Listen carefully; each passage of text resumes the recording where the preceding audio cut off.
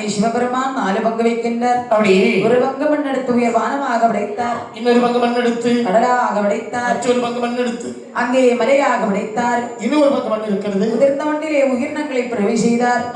நடுவிலே தானாக தோன்றி வருகிறது தங்கவெள்ளி கைலாசமலை. தங்க கையிலே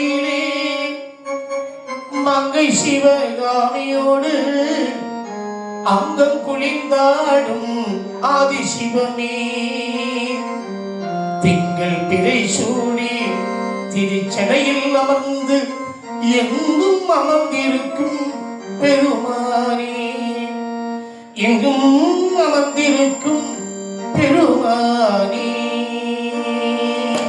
தானாக உதித்த தங்க கைலாச மலையில் 33 கோடி தேவர்கள் 48,000 மகிழ்ச்சி சங்கத்தால் சமயத்தால் தாரவர்கள் வானவர்கள் எல்லாம் இறைவனை எப்படி போற்றிருக்கா தெரியுமா? எப்படி?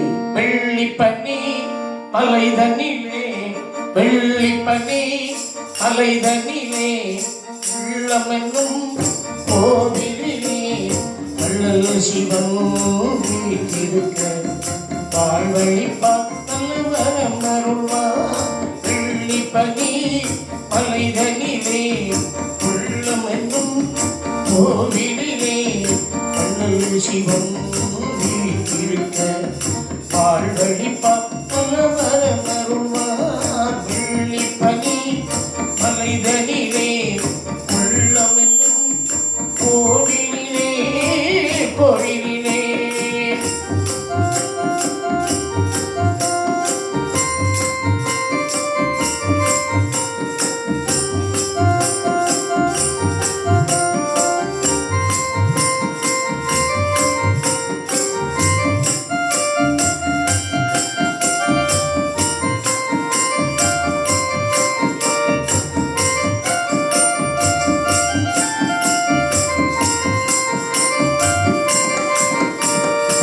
எங்கும் நிறைந்த ஒரு மூர்த்தி சங்கீதத்தின் திருமூர்த்தி.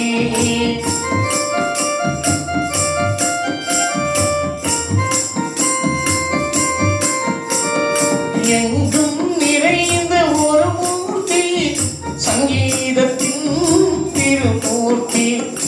மூர்த்தியின் முதல் மூர்த்தி மூர்த்தியின் முதல் மூர்த்தி முக்தி தரும் சிவபத மூர்த்தி. வெள்ளி பனி மலைதனிலே உள்ளம் என்னும் கோவிலிலே கோவிலிலே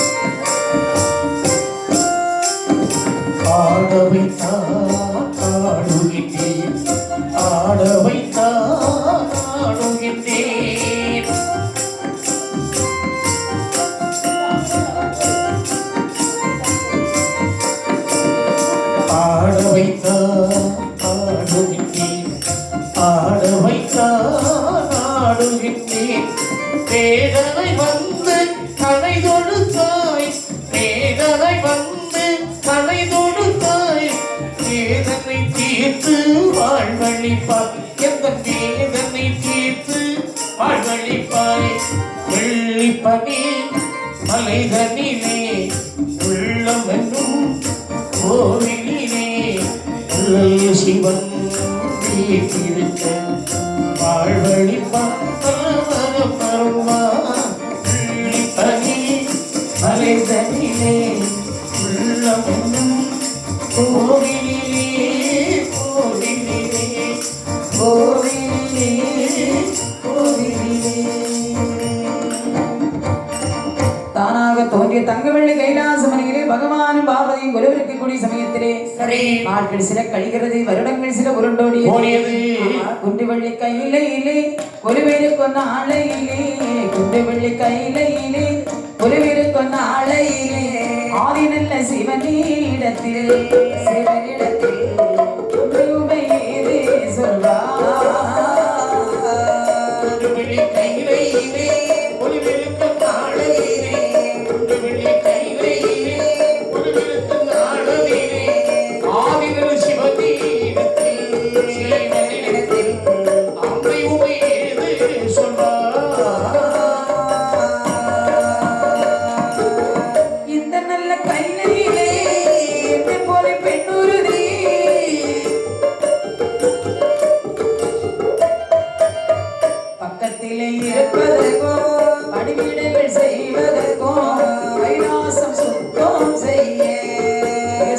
செய்ய கரைக்கின்ற பிறவி செய்யோ ஐயா கைலாச சுத்தம் செய்ய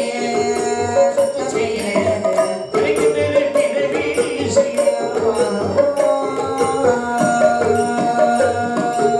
ஒரு நாள் தினத்திலே ஆதிபராசக்தியானவள் ஆண்டவரை பார்த்து சொன்னாள். என்ன சொன்னாள்? பகவானே, என்ன நீங்கள் காலையிலே எழுந்தவுடனே படிகளக்க போறேன்னு போறீங்களே. ஆமாம்மா. காலையிலே போயிட்டு சாயங்காலம் மாறீங்க. நீங்கள் போன பிறகு இந்த கைலாச மலையிலே நான் தன்னந்தனியாக வந்திருக்கின்றேன். அதற்காக என் பக்கத்தில் இருந்து எனக்கு பாத பணிவிடைகள் செய்வதற்கும் கைலாச மலையை தூத்து மெழுகி சுத்தம் செய்வதற்கும் எனக்கு ஒரு பெண் குழந்தையை பிரவேசித்து தர பார்வதி. என்ன பெண் குழந்தை பெண்ணை செய்தால் இப்போது உள்ள நிலைமைக்கு வேண்டாம் பார்வதி, அது விபரீதமாகிவிடும். என்ன ஆனாலும் பரவாயில்லை, ஒரு பெண் குழந்தை எனக்கு பிரவேசித்து தராவிட்டால் நான் உடனே என்னுடைய அண்ணன் வீட்டுக்கு சென்று விடுவேன். பகவான் எவ்வளவோ எடுத்து கூறி பார்வதியானவள் கேட்கவில்லை. இல்லை, பகவானுக்கு கடும் கோபம் உண்டாகிறது. ஆமா, அப்படி கோபம் உண்டான உடனே அப்படி ஒரு தும்மல் வருகிறது. சரிதான். அந்த நாசி தோரத்தால் ஒரு பெண்ணை எப்படி பிரவேசிக்கிறது? அந்த பெண் குழந்தைக்கு சட்டத்திற்கு பெயர் வைத்தார்கள். பார்வதியானவள் தன்னுடைய பெற்ற பிள்ளைகளை உற்ற பிள்ளையாக வளர்த்து வருகின்றாள். அப்படி சட்டத்துக்கு வயது எத்தனை ஆகிறது பாருங்கள். எத்தனை வயது ஆகிறது? ஒரு வயதாம், இரு வயதாம், ஒற்ற மூன்று நாலு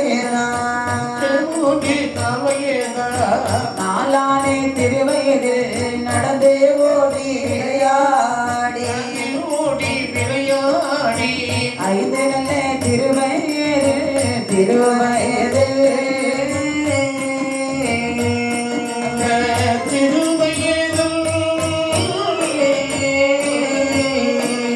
அறிவுகளை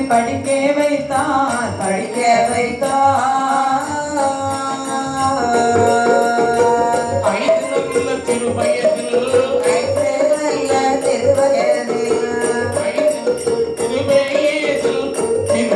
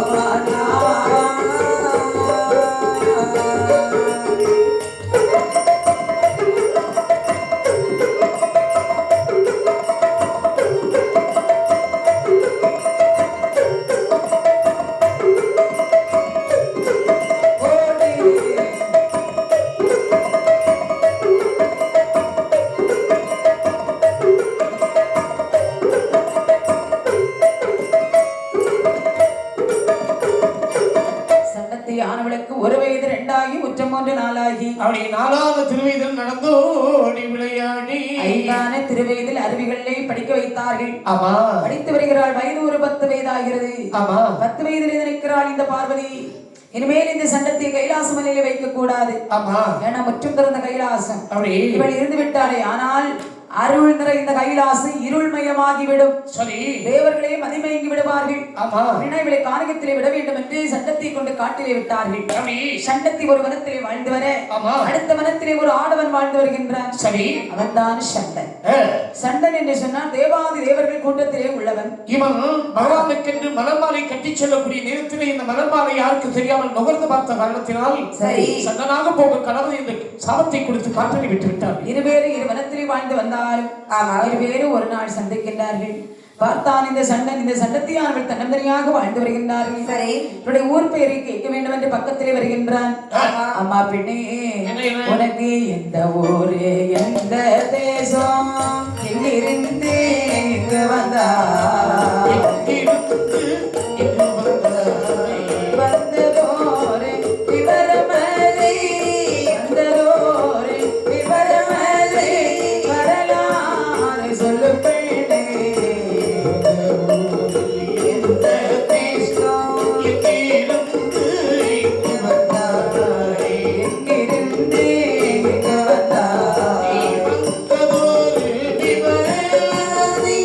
வந்ததொரு விவரமதி வரலாறு சொல்லுவதே இந்த ஊரு எந்த தேசம் எங்கிருந்து அந்த வார்த்தை கேட்ட போதே ஆயிலை ஆயில சொல்வார் ஆயிலை எது சொல்வார் எந்த போரு கைலாசம் எந்த போரு கைலாசம் எந்த சிவபெருமான்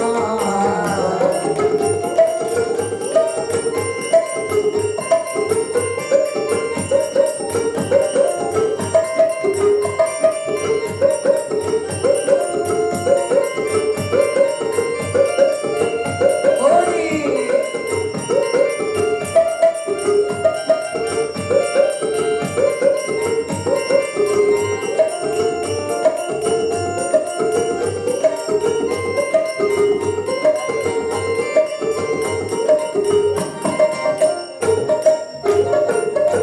பெண்ணுடைய அருகிலே வருகிறான். பெண்ணை பார்த்தவன் என்ன கேட்கின்றான்? பெண்ணே, என்ன?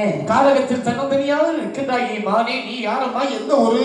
என் ஊர் கைலாசம். அப்படியா? என் தகப்பன் பரமசிவன், என் தாயார் பார்வதி. சரி, உன்னுடைய பெயர்? என் பெயர் சண்டத்தி. ஆமா, எதற்காக இந்த காலகத்தில் அலைந்து கொண்டிருக்கின்றார்? 10 வயது வரை கைலாசமலையிலே பகவானுக்கும் பார்வதிக்கும் பிள்ளையாக வளர்ந்து இதன் பிறகு எண்ணிக்கொண்டு கானகத்திலே விட்டுவிட்டார்கள் ஐயா. ஐயோ, இறக்கமற்றவர்கள்.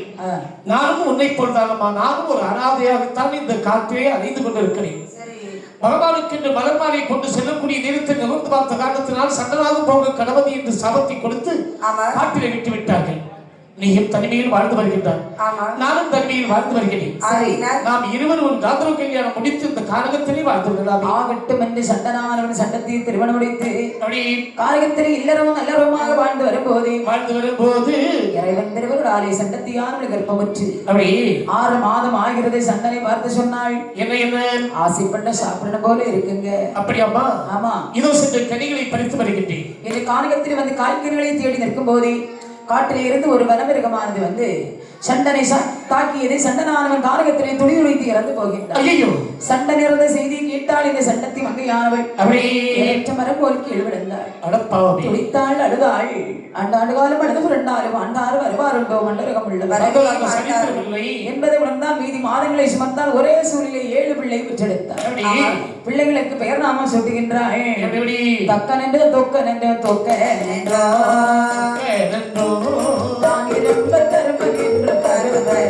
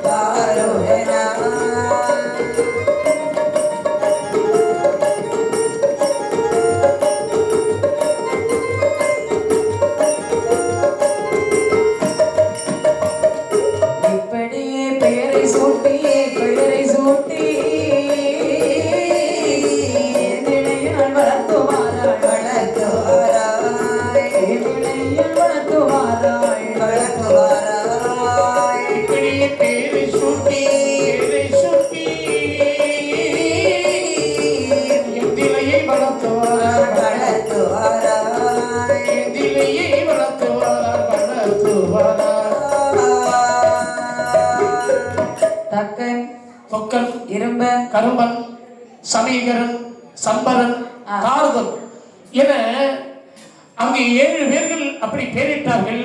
சரி, பேரிட்டு நாளும் நீ பொழுது வண்ணமாக அப்படி வளர்த்து வருகின்றார். வளர்த்து வரக்கூடிய சமயத்திலே 5 வயதிலே பாடசாலைக்கு அனுப்பினார்கள். அப்படி பாட்டிலே வாழக்கூடிய பிள்ளைகளாக இருந்தாலும் கல்வி கண்ணை திறக்க வேண்டும் என்று பாடசாலையிலே வந்தார்கள். தாரதன்மார்கள் ஒழுங்காக படிக்கின்றாரா இல்லை, வாத்தியாரை விழித்து மரத்தினை கட்டி வைத்து தெருவிலே பந்தடித்து விளையாடினார்கள். அப்படி கோபம் கொண்ட வாத்தியார் என்ன சொன்னார் தெரியுமா?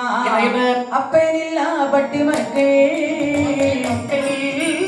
அடித்தாரே வாத்தியாரே, அப்பனில்லா பட்டி மக்களே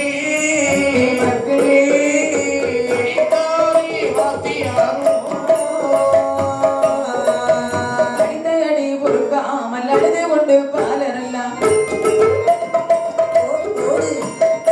ஆயிடத்தில் உலகத்தில் வந்தல்லவோ தாருதனு இது சொல்வாய்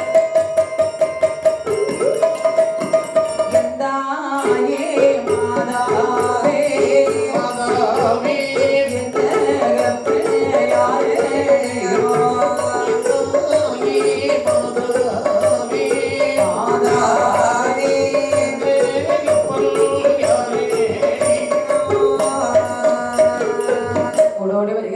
அதாவது கோபம் கொண்ட வாத்தியார் அப்பன் இல்ல பட்டி மக்களை அப்பன் இல்ல தருதல்களை என்று சொல்லி அடித்தார்.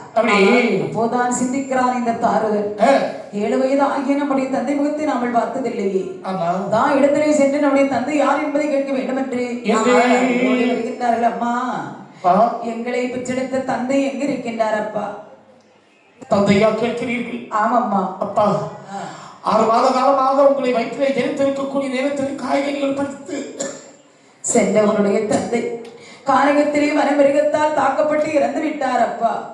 அப்போதுதான் அது மட்டுமல்ல இந்த உலகத்துக்கெல்லாம் எல்லோருக்கும் தந்தையாக விளங்கக்கூடியது யார் தெரியுமா? பிள்ளைக்கு தந்தை ஒருவன், நம் எல்லோருக்கும் தந்தை இறைவன். பிள்ளைக்கு தந்தை ஒருவன், நம் எல்லோருக்கும் தந்தை இறைவன். நீ ஒருவனை நம்பி வந்தாயோ, இல்லை இறைவனை நம்பி வந்தாயோ. பிள்ளைக்கு தந்தை ஒருவன், நாம் எல்லோருக்கும் தந்தை இறைவன். குழந்தைகளே, என்ன இப்போது நமக்கு தந்தையாகி விலகிக் கொண்டிருப்பது யார் தெரியுமா? யாரு? இந்த அகில உலகத்தை கட்டி காக்கின்ற ஆதி பரம்பொருள்தான் நம்முடைய தந்தை. அப்போது சொன்னானிய தாரனுடைய தம்பி, என்னடா உலகத்தை கட்டி காத்து வரக்கூடிய கருணை கடவுளாகி சிவபெருமான் நம்முடைய தந்தையாக இருந்தா நாம யாருக்கு கண்டு பயப்பட வேணும்? அதானே ஆதி சிவன் தன்னை நினைத்து தன்னை நினைத்து செய்ய வேணும்.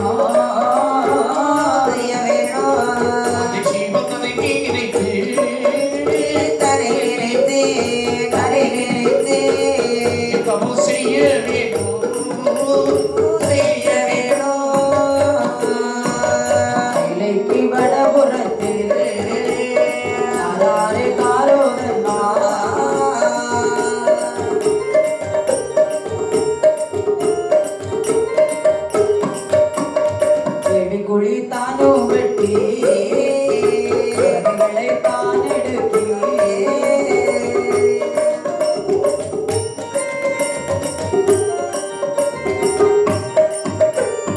அக்கினியை தான் வளர்த்து இருந்து தவங்கள் செய்தார்.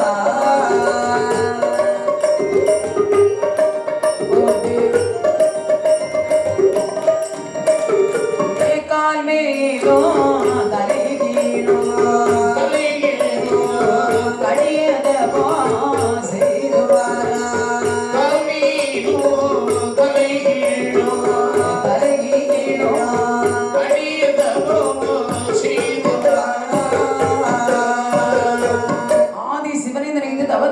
சிவத்தை கண்டு வரத்தை வாங்கி இந்த ஜெகத்தை ஆள வேண்டும் என்று ராஜன்மார்கள் 7 பேர் கையிலுக்கு வடபுறத்திலே வருகின்றார்கள்.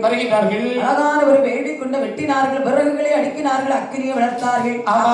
அதை சுற்றி இருந்த கால்மேலும் தலைவீழுமாக இருந்து 12 வருட காலம் ஓம் நமச்சிவாய் என்று சொல்லோடு தவமரிக்கின்றார்கள் தாரதன்மார்கள். தவமாந்து காற்றிலே கலந்த கைலாசமலை எங்கும் அக்கினி சோலையாக வளர்ந்து நிற்கின்றது.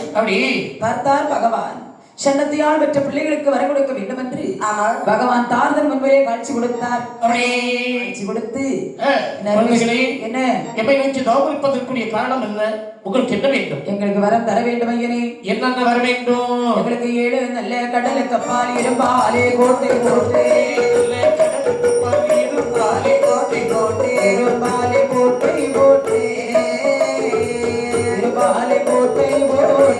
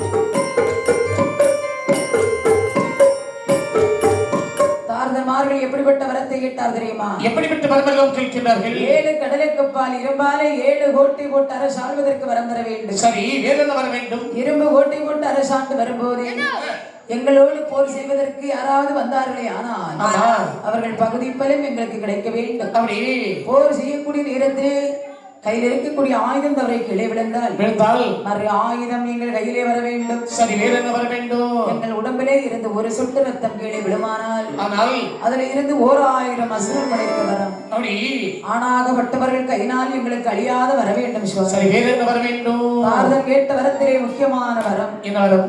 ஆண்களால் எங்களுக்கு அழிவிருக்க கூடாது. சரி, பெண்களால் அழியாத வரத்தை இவன் கேட்டானா? ஆமா, கேட்கவில்லை. மீசை இல்லாத பெண்ணான் நம்மளோடு போருக்கு வருவாளா என்று ஏளனமாக நினைத்தார்.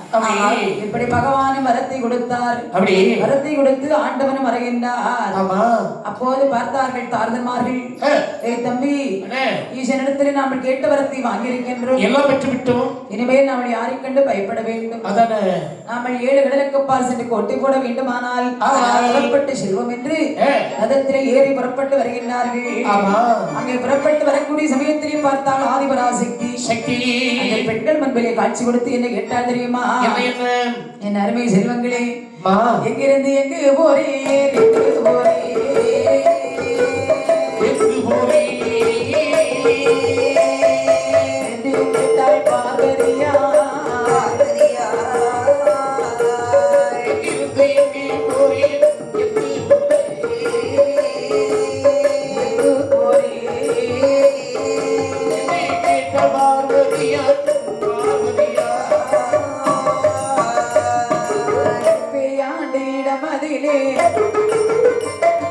பெரிய வர வாங்கி போறோம், என்னிடத்தில் ஒரு வரம் தான், ஒரு வரம் தான்,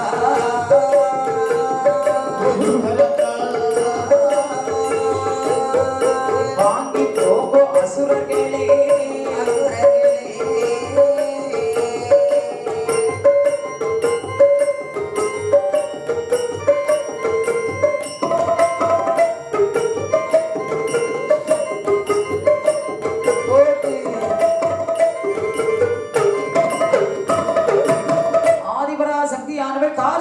காட்சி கொடுத்து கேட்கின்றான், 7 பேர் எங்கிருந்து எங்கு செல்கின்றீர்கள்? அந்த சுடுகாட்டு சாம்பலை உடலுக்கும் பூசிக்கொள்ளும் பித்தனிடத்திலிருந்து வாங்கிவிட்டு சொல்லு. அப்படியா? அப்படியானா நான் ஒரு வரம் தருகின்றேன், வாங்கி போங்கப்பா. பெண்கள் வைத்து நாங்கள் வரவாக்குவதில்லை, போடி. ஆமா, மண்ணழிந்து போனாலும் மரமழிந்து போனாலும் பெண்களிடத்திலே வரம் வாங்குவதில்லை, போடி என்றார்கள். ஆமா, போடி என்று வார்த்தை விட்டு ஆதிபராசக்தி ஆனவள் கவலை கொண்டாள். வடக்கு கோட்டை வாசலிலே அம்மா கோபத்தோடு வந்திருக்க. சரி, அதாவது வாடி போடி என்று சொன்னாலும் தார்தனும் மனதிலே நினைக்கின்றான். போய் பெண்ணானவள் சாபம் கொடுத்து விட்டாலே பெண் சாபம் பலிக்கும் ஐயா. அதால ஒருவேளை பலித்தாலும் பலிக்கலாம் இல்ல, பலிக்காமல் இருக்க வேண்டுமானால் என்ன செய்ய வேண்டும்? 7 கடலுக்கப்பால் இரும்பால் கோட்டை போட்டு ஆண்டு வரும்போது இந்த அம்மாவுக்கு என்று சொல்லி ஒரு கோவில் கட்டி குருபூசி கொடுத்து வருடம் தவறாமல் ஒரு கப்பத்தை கொடுத்து வந்தால் நாளடைவில் இந்த சாபம் தீரும் என்றார். இப்படி ஆமா, அது நேரத்தில் 7 அதாவது தாரதன்மார்களும் 7 கடலுக்கப்பால் வந்தார்கள். இரும்பால் 7 கோட்டை போட்டு இருந்துலகை ஆண்டு வரும்போது ஆணவத்தின் காரணத்தாய் அம்பாளுக்கு செய்யக்கூடிய பூசியை படைக்கினார்கள், கப்பத்தை படைக்கினார்கள். சக்தியான கோபம் கொண்டால் அதோ ஓடி விட்டானா? தெய்வலோகத்தில் இருக்கக்கூடிய தேவர்களை எல்லாம் பிடித்து சிறையிலே வைக்க வேண்டும் என்று தேவர்களை தான் பிடித்து சிறையதிலே வைத்திடுவார். திறனை கொண்டு வந்து ரணவிலங்கே போட்டிடுவான். சூரியனை கொண்டு வந்து விளக்காக எரிய செய்தான். ஆகாரம் கொண்டல்லவோ அரசாட்சி செய்தவாரா, ஆகாரம் கொண்டல்லவோ அரசாட்சி செய்தவாரா.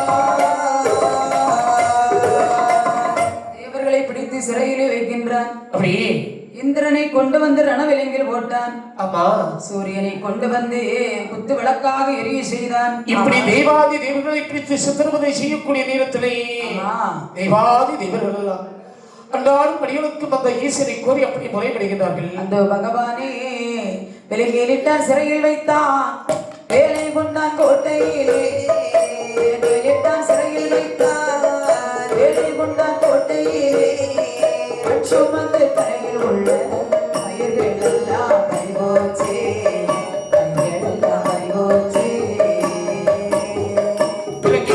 சிறையில் வைத்தார் வேலை கொண்டம் கொண்டை சிறையில் வைத்தார் வேலை கொண்டம் கொண்டை சுமந்து தரையில்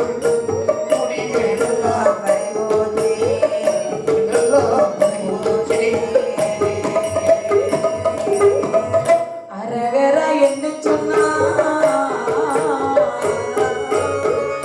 அரகர என்று சொன்னார் அடித்திடுவான் சென்றீரே அரகர என்று சொன்னார் அடித்திடுவான் சென்றீரே சிவ சிவ என்று சொன்னால் செலுத்திலே அடித்திடுவார் செலுத்திலே அடித்திடுவார்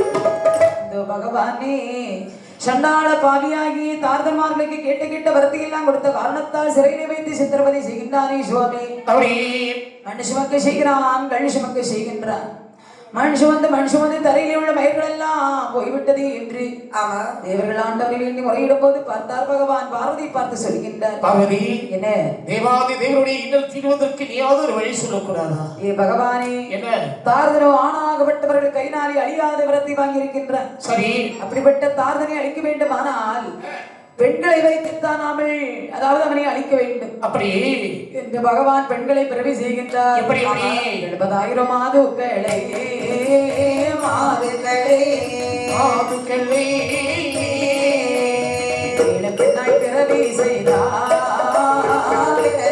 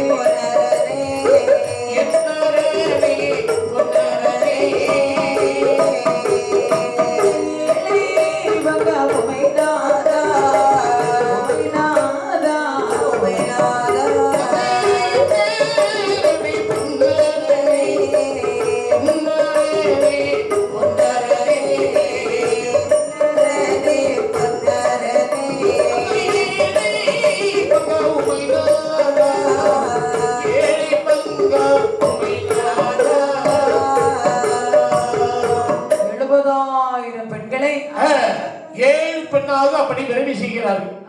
அப்படி ஆனால் ஒரு பெண்ணிற்கு 10,000 பெண்களுடைய பலம்.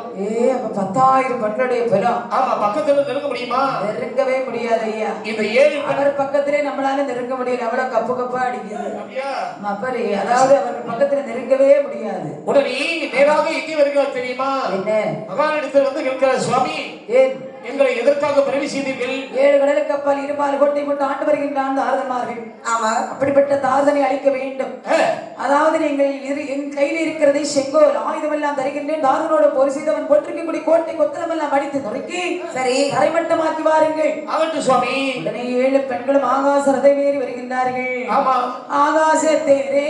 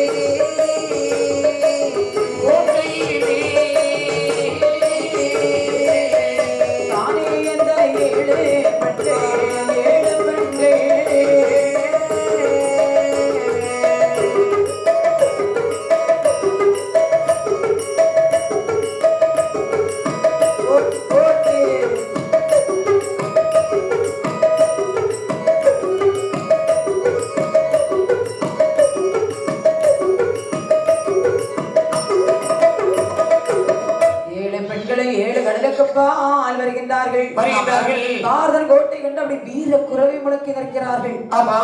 அப்போது இடி அக்கா, என்னடி இதுதான் தாரதன் கோட்டையா?